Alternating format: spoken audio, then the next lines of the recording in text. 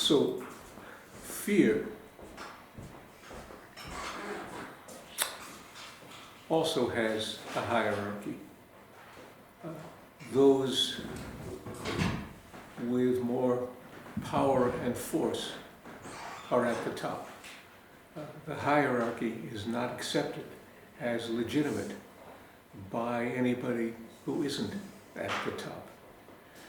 Orders only endure when they're to some degree legitimate, which is why fear-based orders have the shortest survival rates of all, something noticed, by the way, by Aristotle, Machiavelli, and Max Weber.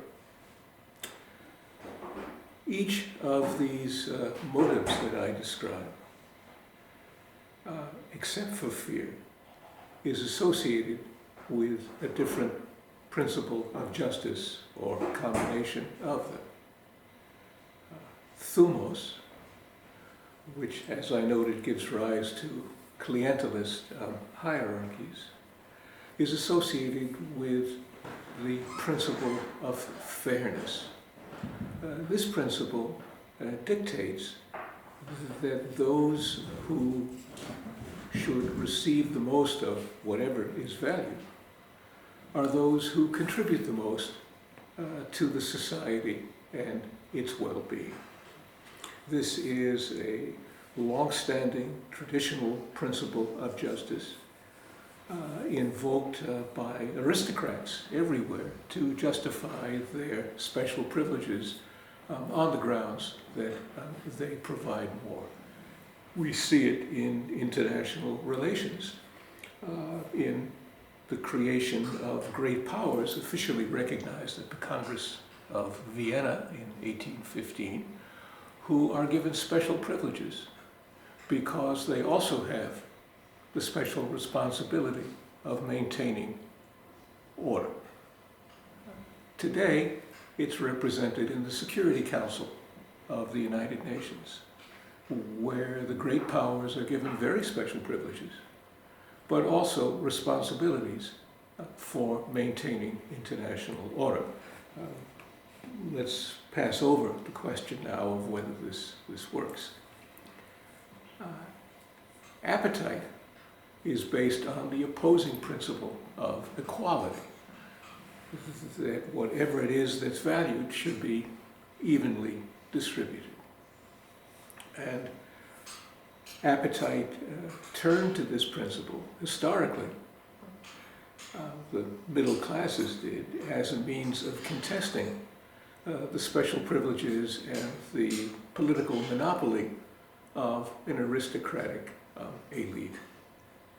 So equality is associated with democracy, with the principle of equality, and fairness with aristocracy, or at least an elite, and the principle of fairness. Reason attempts somehow to balance principles of fairness and equality, as Plato does in the Republic, or even John Rawls more recently in his theory of justice. Fear-based worlds rest on no principle of justice, solely on the sword. This, of course, is one of the reasons why they're never able to achieve legitimacy unless they morph into some other kind of order. Now, these ideal type worlds I describe are associated with different paradigms of international relations. Realism is a quintessential approach that focuses on the great powers, that rooted in a principle of fairness, believes in the hierarchy of the powerful who should be enforcing order. It also tends to describe fear-based worlds. If you look at Ken Waltz or John Hertz, at opposite ends of the realist spectrum, Both of them describe the international environment as anarchical, where states have to rely on their own material capabilities for survival, let alone for political order. Liberalism and Marxism are rooted in appetite. Their primary assumption, and liberalism here more than Marxism, is that people want material well-being. It's the principal job of governments to provide it. And that we would have, and this is the Democratic Peace Program, a peaceful world if the population of states were all liberal democracies. My paradigm of politics, which is developed in the book I'm talking about, builds on thumos. Its essential argument is that people everywhere seek self-esteem and do so by achieving status recognized by others, and in return they feel good about themselves and empowered psychologically. And I will elaborate in a second talk about how this works in international relations. Here I want to make an essential point, that each of these paradigms I've described is nested in an ideal type world. Max Weber, who's the father of ideal types, conceived of them not as a description of the real world, but an abstraction of features of it. He never expected to find it fully represented. Rather, it provided a benchmark against which you could test to see how much or how little the real world conformed.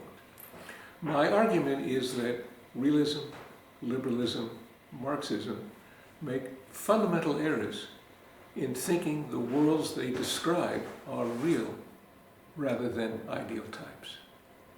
If we look at the world at any point in history or any region, it's a mix of motives. People are motivated by appetite, people are motivated by thumos, and while reason may, to some degree, constrain and educate both of these drives, there's always a degree of fear. So, real worlds, as opposed to ideal worlds, generate political behavior that in part might be described by all of the paradigms, but can't fully be described by any one of them. There's a mix. What my theory argues is that this mix changes over time in response to different kinds of conditions. In my second talk on cultural theory, I will elaborate on this and offer real-world examples. Thank you.